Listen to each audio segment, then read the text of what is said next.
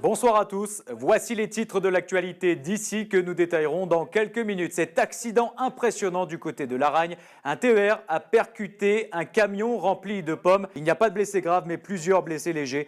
Les secours ont mobilisé des forces très importantes puisqu'il y avait plus d'une trentaine de pompiers sur place. Les passagers du train ont été regroupés à la salle des fêtes de Laragne. Politique et Gérard Fromm officiellement rentré dans la campagne des municipales. Ça y est, le maire PS de Briançon a annoncé sa candidature à la mi-journée depuis la place Héberlé.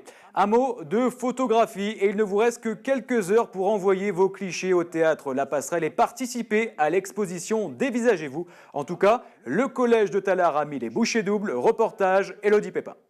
Là, j'ai beaucoup de cinquièmes. Depuis le mois de décembre, au collège de Tallard, les murs du couloir ont revêtu une nouvelle tapisserie.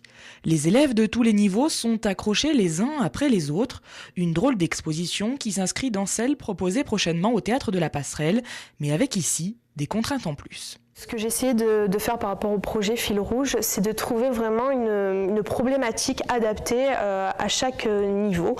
Donc je leur ai proposé des entrées différentes. Donc pour les sixièmes, on est parti en fait du mythe du labyrinthe de Thésée qui était enfermé dans ce labyrinthe et qui va réussir à en sortir grâce au fil d'Ariane. Donc moi en art plastique, on a repris ça et on a essayé de le traduire plastiquement. Et je leur ai dit, voilà, vous êtes coincés dans une photo, pas dans un labyrinthe mais dans une photo, et vous allez nous montrer comment vous allez réussir à en sortir grâce à un objet. Et l'âme d'artiste de chaque élève s'est finalement dévoilée. Les cinquièmes ont eu le droit au thème portrait absurde.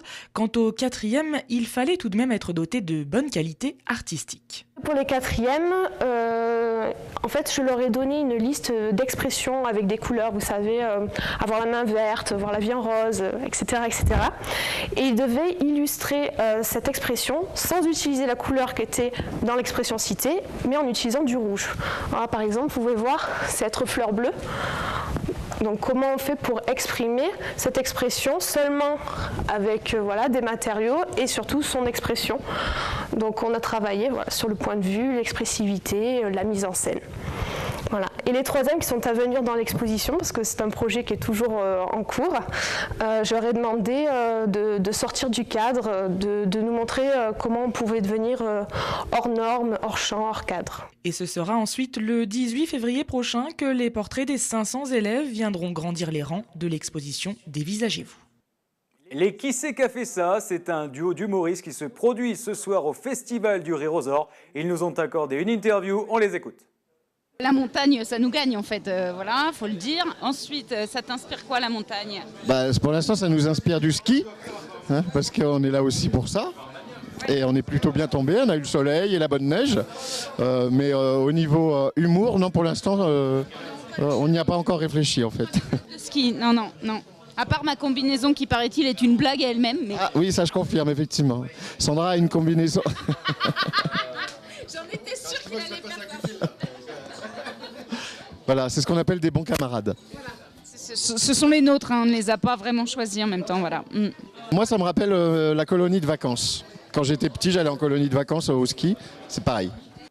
Cette information pour terminer ce flash, vous avez probablement déjà observé en vous baladant sur les hauteurs du Gap-en-Sée et du Champsaur un tapis lumineux au loin dans les Alpes de Haute-Provence. Non, ce ne sont pas des ovnis, mais bien la piste nocturne de Chabanon. Écoutez le maire de la station.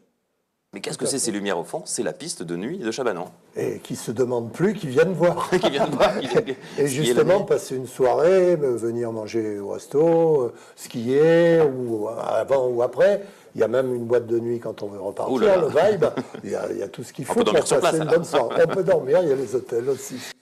L'actu d'ici est à présent terminée. On passe à l'actualité nationale et internationale avec Camille Martel. Un président en congé maladie et une opposition qui refuse de rendre les armes. La situation avance peu en Ukraine malgré la loi d'amnistie votée par le Parlement en faveur des manifestants.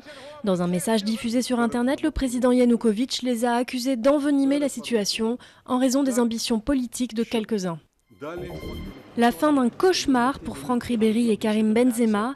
Les deux footballeurs ont été relaxés dans l'affaire Zaya. Ils étaient accusés d'avoir eu des relations sexuelles tarifées avec l'escort girl alors qu'elle était mineure en 2008 et 2009, ce qu'ils ont toujours nié. Les médecins diminuent les sédatifs administrés à Michael Schumacher, qui est toujours plongé dans un coma artificiel à l'hôpital de Grenoble. L'ancien pilote de Formule 1 pourrait donc se réveiller progressivement, 1 mois après son accident de ski à Méribel. Le coma artificiel avait été déclenché pour réduire la pression dans la boîte crânienne du sportif, qui s'était violemment cogné la tête contre un rocher lors de sa chute. Plus de 16% à l'ouverture de la bourse, l'action de Facebook a battu son propre record à Wall Street en s'adjugeant à $60. Elle bénéficie de la publication mercredi soir de résultats meilleurs que prévus en 2013. Plus de 750 millions de personnes utilisent le réseau social quotidiennement. 1,3 milliard de Chinois désormais adeptes du vin rouge. En 2013, l'Empire du Milieu en a consommé plus que la France, traditionnel leader dans ce domaine devant l'Italie et les États-Unis. Un renversement de tendance récent et une bonne nouvelle pour les producteurs qui voient ainsi croître leurs possibilités d'exportation. L'actu d'ici d'ailleurs est à présent terminée. Je vous donne rendez-vous dans une vingtaine de minutes pour le JT d'ici. Excellente soirée en notre compagnie. 24 heures sur 24, 7 jours sur 7, toute l'actualité des Alpes du Sud et dans le monde. D'ici.fr